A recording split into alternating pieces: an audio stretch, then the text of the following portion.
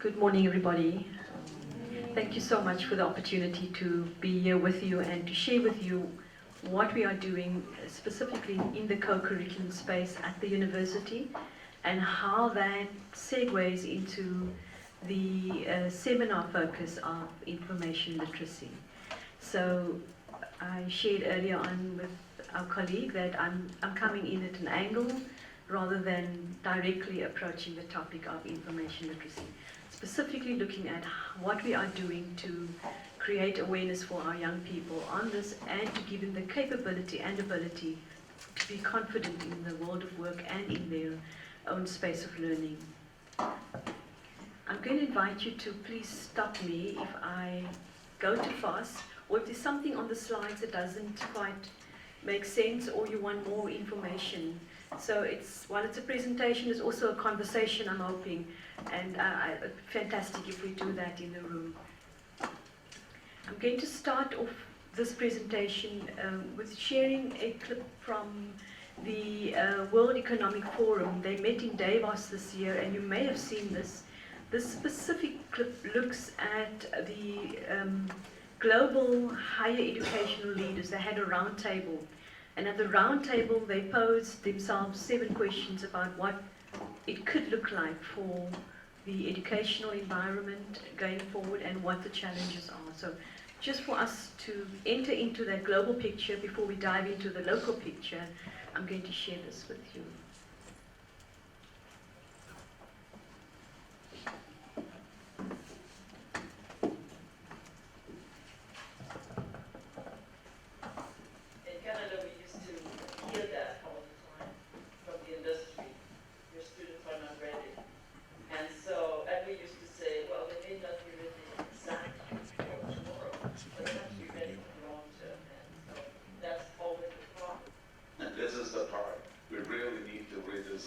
Reinvent how students learn, what it means for them to be in a university in that really independent, free-thinking environment, and how do we then move it forward and really find the university of the future will look different. It will be a networked university, network with society, network with other institutions, network with industry. That's how they really integrate the learning at a much broader and deeper scale. I think it's limiting and almost even dangerous point of view to say that the university should only be about professional training. Studying the liberal arts is important, not just because you get scientists who like the opera and like to read books, but rather you get scientists who are able to change their frame of reference quite dramatically, and therefore be particularly creative in their posing of solutions. And is there a possibility that in the future there are no alumni anymore, but that there are learning partners, that when you graduate from university, then you will not be just an alumni, but you will stay a learning partner in a learning community for your whole life, and that the university is proactively providing you guidance for your personal development. My question is university wasted on the young? I think the university fundamentally is a social gathering place for human beings, those who never take that away. I understand that this education, first of all, teaches you how to learn. And so the content is not just about the content, it's about much more. And poor kids with lower marks actually outperform rich card kids with better marks. So that informs my admissions process, because I want to get the talent. People are going to really do well, and it's telling me that mark is not fit for perfect.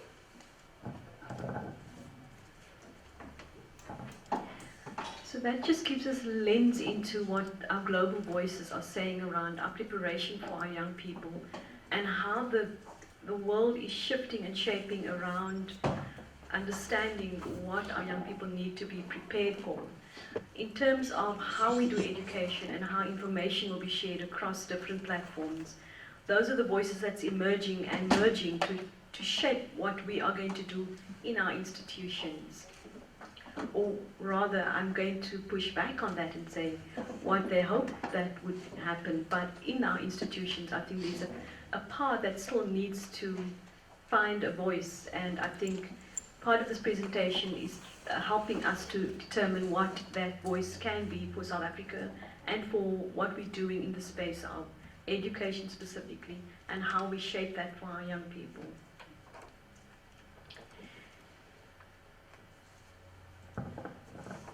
I heard yesterday that there was a conversation on graduate attributes and how important that is for the 21st century.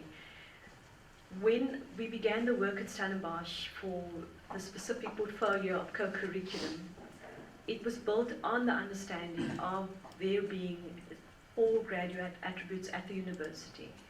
And I'm just going to take you back into that whole conversation as it emerged in the Western Cape. In 2011, CHEC, the Higher Education Consortium, of which CPUT is part of, UWC, UCT and Stellenbosch, they had a focus on the graduate attributes. They had Simon Barry come over, and there was this sense of urgency. We need to now start to develop graduate attributes for our students, and we need to put it into the curriculum. And that intense focus at specifically Stellenbosch led to them developing their graduate attributes. And this timeline is shaped onto what happened at that particular institution. So in 2012, we had Senate approved for the 4 graduate attributes. From 2013 onward, the process of embedding that into the curriculum, the DVC mandated, teaching and learning mandated all of the academics and the various faculties to begin the work to embed those graduate attributes. But it was easier said than done. So often when a decision is made at a higher level, it doesn't always filter down to the levels of implementation. So decision making is great, but then how do we actually get going and how do we actually make it happen? Where we are, the present, just to fast track where we are in 2019, is that it's still a core part of all program renewal, the graduate attributes, embedding of that. But it hasn't found full articulation in the way we do what we do at the university. Neither can we say with confidence that we can successfully assess that that student has developed that specific graduate attribute. So that is where we are at the moment. And with that gap in 2017, when the portfolio for co-curriculum office was established, it was established with the intention to formalize what's happening in the co-curriculum, the learning activities students engage in order to close the gap that was not happening in the curriculum in terms of graduate attributes. So the co-curriculum had to augment learning and development for soft skills where the curriculum wasn't quite bridging that space. It was happening successfully in certain disciplines and in certain faculties, where by nature, by virtue of the discipline, the students have to engage in experiential learning, and it's easier then to assess. There's the attribute and there is the actual capability. So the work of the co-curriculum office and this stuff that I'm about to share with you was an effort to be able to address the gap that not only we recognize internally, but our feedback from industry was saying, you've got great students, but they are struggling a little bit with people dynamics, and they're struggling a little bit when they have to lead a team, for instance. So while they knew the discipline, their knowledge content, they could carry the literacy of the discipline, to use the language of the seminar. They didn't quite have the other component to be able to ignite that work into an environment where knowledge emerges and new knowledge is then developed. So there's a purposeful focus at the university to try and address how do we actually, we don't want to throw out the graduate attributes because, as we'll see later on, it's a very important component of student formation and in terms of developing their capability. So it's important to hold that, the attribute aspiration, but to understand how do you develop that capability within the student.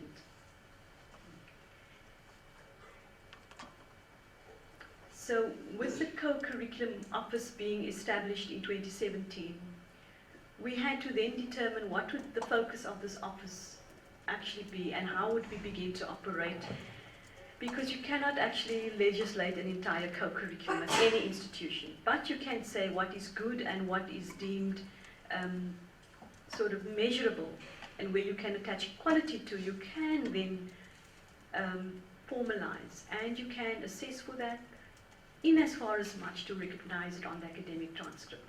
So that was pretty much the mandate that we came in, that the office that I was asked to lead was asked to do, to start formalizing the excellence that there is to the point of taking it to the academic transcript, and then putting in practices and processes to make that possible for the environment. These are the 4 graduate attributes that the university then determined would be, and I think we're at the point of asking, are they still the same 4? But this is still what we are looking at currently. It's still looking at the well-rounded individual, the inquiring mind, the dynamic professional, and the engaged citizen. And how the institution got to this point was after quite a lengthy internal process. That was in 2011. But that was way prior to my side, so I'm unfortunately not able to tell you just how they went about doing that. But I do know it took them about 2 years to take it to Senate, from 2011 to end of 2012. So this particular framework helps us to understand why, when we develop graduate attributes, that we need to understand the various components that makes up that aspiration that we will hope to see emerge from the student once they graduate. So the framework that we're working from in terms of graduate attribute formation is based on the premise that they don't come in as empty tanks to us. They come in with their contextual experiences, the understanding of how the worldviews, and often that holds a big frame. Either it's going to be shaped by the environment, or they're going to contain it, and it's going to be difficult for the student. So understanding that first level is really important. Then building on from that is to whatever programming, either inside the classroom or outside, needs to understand that any attempt to develop an attribute needs to recognize the personal attribute first, the cognitive capability and the values that that student carries with him or her. And the middle section where we talk about experience and knowledge and skills, it's not a dichotomy, but it's just trying to express what it looks like. In terms of experience and know-how, that's where the co-curriculum sort of started to develop and shape itself around in terms of developing student capability. Looking closely at experiential education as the vehicle or as the pedagogical approach for that, developing the soft skills, and holding back onto the frame of knowledge and skills, keeping that into the domain of our disciplines and our faculties. So trying to find a way to connect the co-curriculum and the curriculum, but holding the learning central to what is happening in the space was quite important as well. The piece that sits right underneath graduate attributes on the frame is called how you do things, the behavioral competencies. That thin slice can either be the enabler or the derailer of our students. And that is the place that we're focusing on.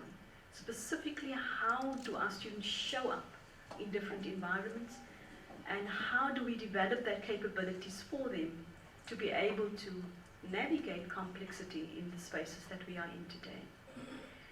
So in terms of experiential education and the co-curriculum, when we develop our courses and our programs, that's the space that we spend a lot of time in to try and make sure that it's looking at the behavioral component, that it is measurable, and that it links into the knowledge aspect of the student. So it's not sitting on its own somewhere we're doing soft skills. It's actually interconnected into the holistic journey of the student.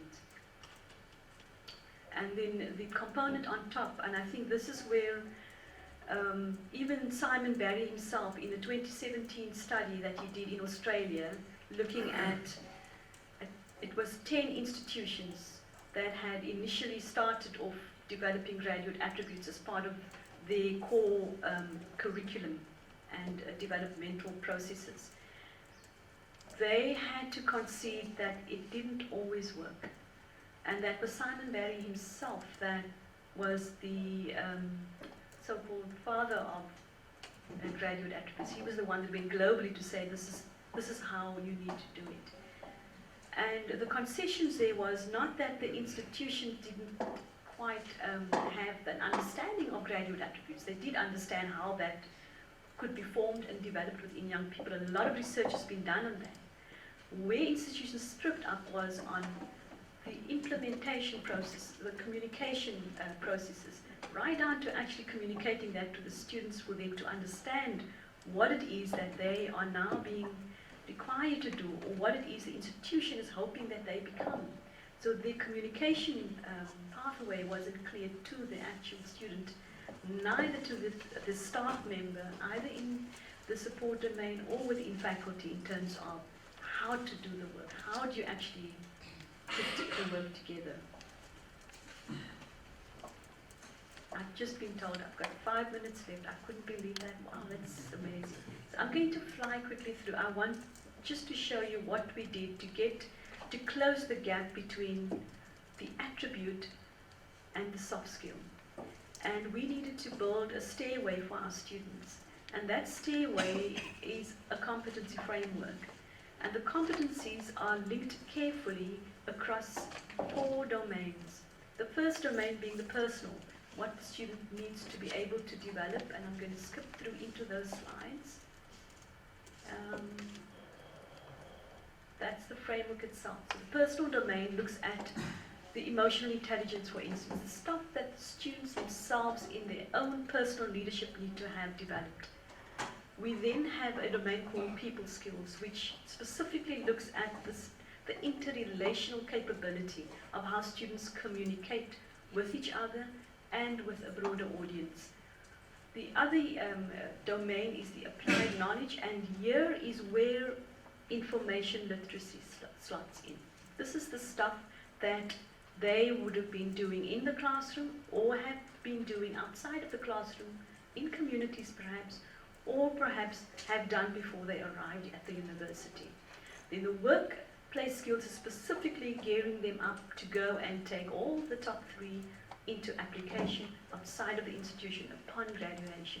And it's at the workplace point that you want to see your graduate attribute formation at its point.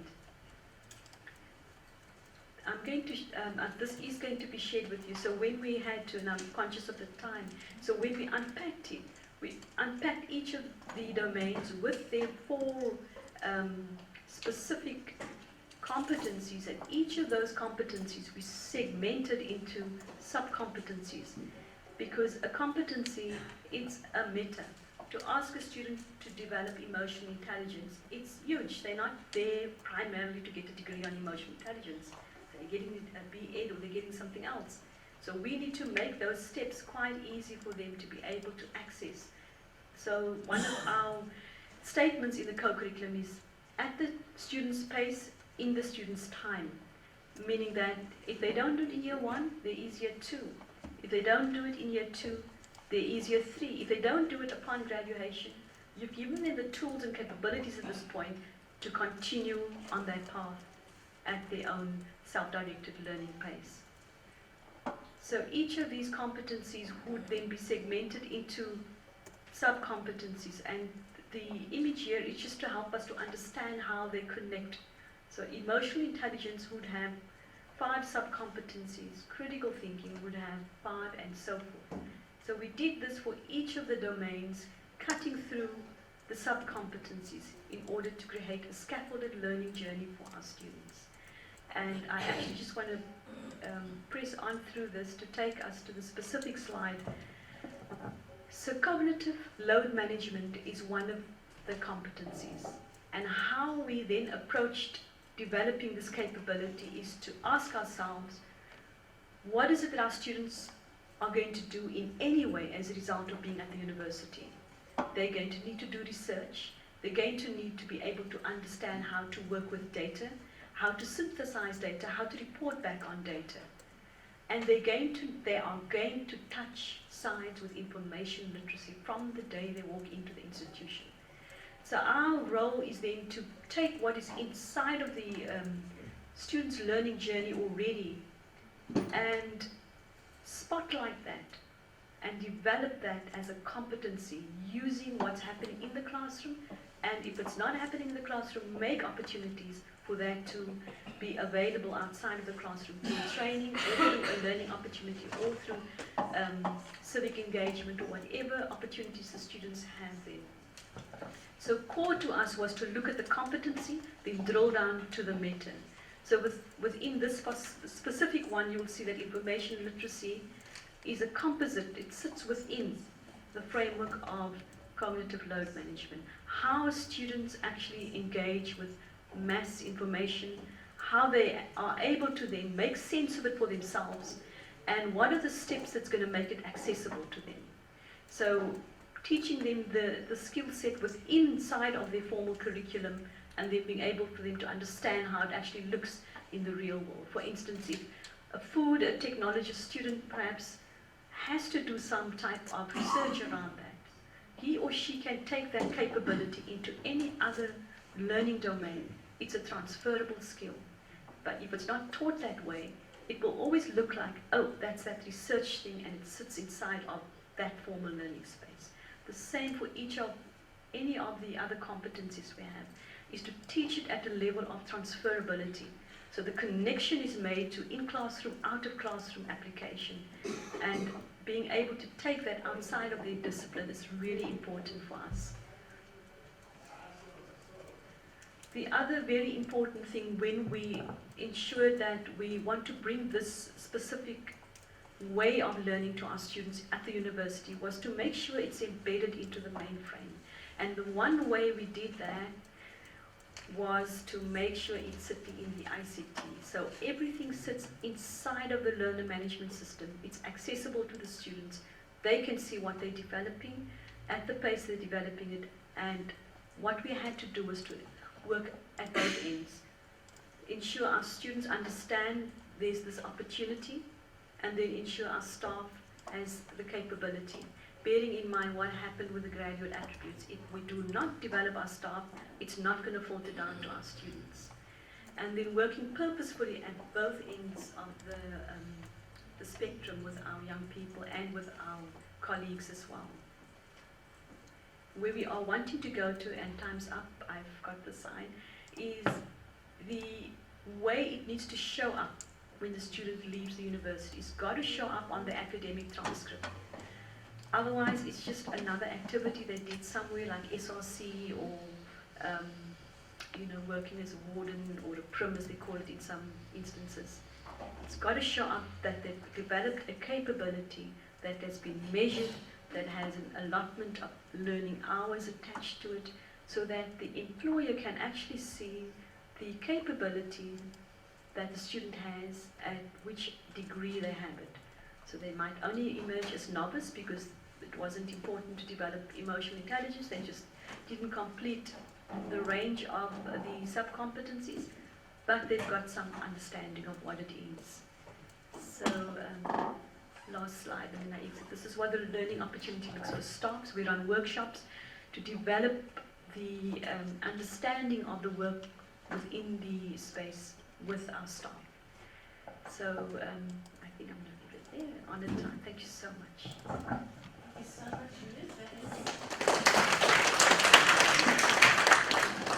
That's definitely very thought-provoking. We have time for a couple of questions, around 3 questions.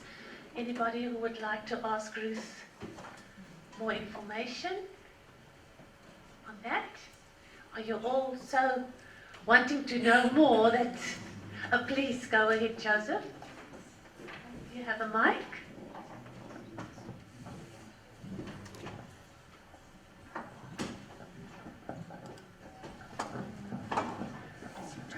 Good morning, Ruth. Thank you very much for the presentation. I think your experience, in a way, is shared throughout most institutions. I think we all grapple with the whole idea of graduate attributes. and what it means to actually implement it. I think most of us who are in education, it always reminds us of the very basics of education. When you talk about curriculum theory, you're always talking about what exactly is education. Is it about knowledge? Is it about skills? Is it about values? And normally when you design your primary education curriculum, you always look at the three: your knowledge, your skills, and your values. In higher education, normally it's not designed that way. Higher education is understood as you're here to learn about your discipline, you're here to learn about how to behave in that particular discipline. And normally those behaviors don't include people's skills, don't include time management, don't include personal skills. It is assumed in higher education that you should have those skills already. You should have learned those skills in higher education. So it is always a challenge to try and convince lecturers and say, you know, besides the discipline, you also need to be teaching this. However, I think it brings me to my question. Most of our lecturers are not schooled in graduate attributes. Most of them are just disciplinary experts. I only know my discipline and I don't know anything else. So if you expect me to teach my students about time management, nobody taught me time management as a lecturer. If I'm supposed to teach my students about social skills, nobody taught me social skills. And those are not important in my discipline. How do you handle that? You try to convince academics that actually, yes, you might not be an expert in this, but it is part of developing a student into a particular discourse or that particular discipline. Thank you very much for that question, and it's right on the nub, because us, academics will tell us, you know, we're already dealing with credit overload, we don't have time, don't give us more, don't ask us more. Don't even ask us to now assess what we are doing in a different way. So that's exactly the pushback that we got at the university. And we're not through that yet.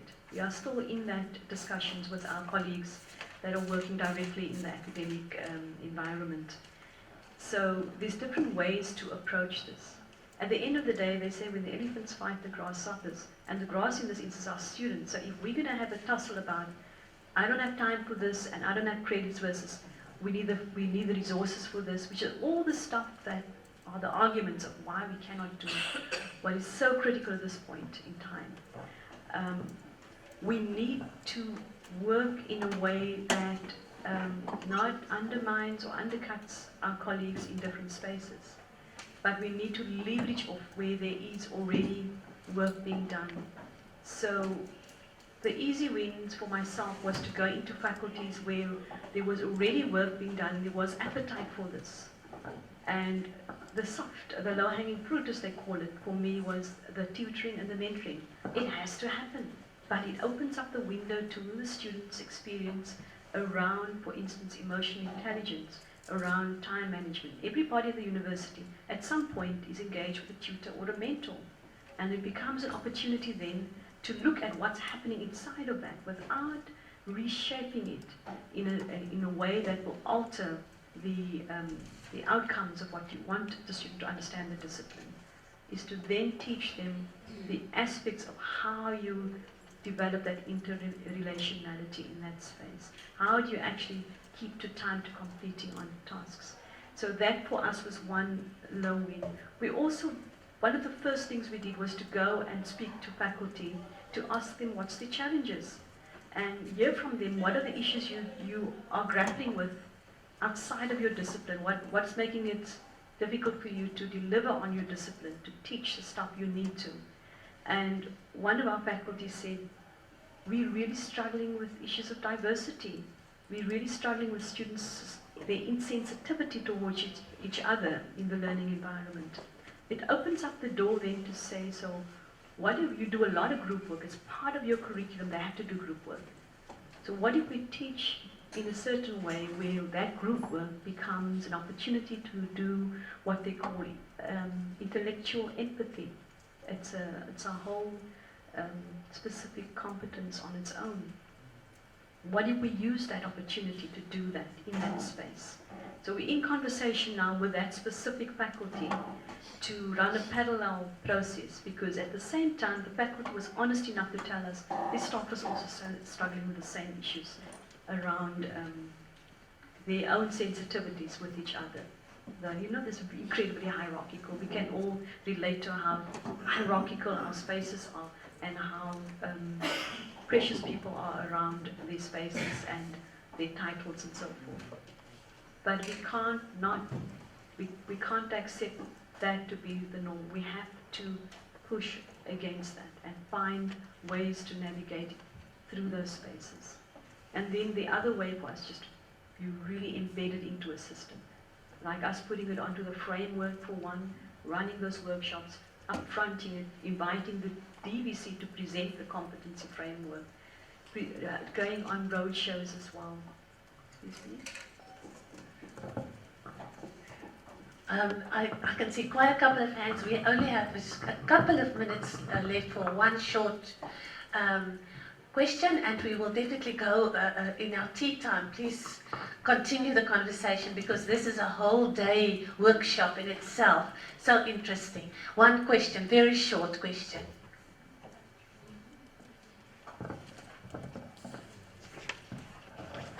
Mine really is just a point of sharing.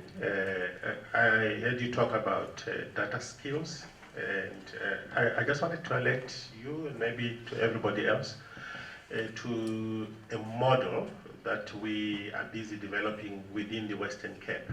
The 4 universities, including Soplak University and the SKA project, we as librarians, we are working on research data management and an open science project to support bioinformatics and astronomy researchers.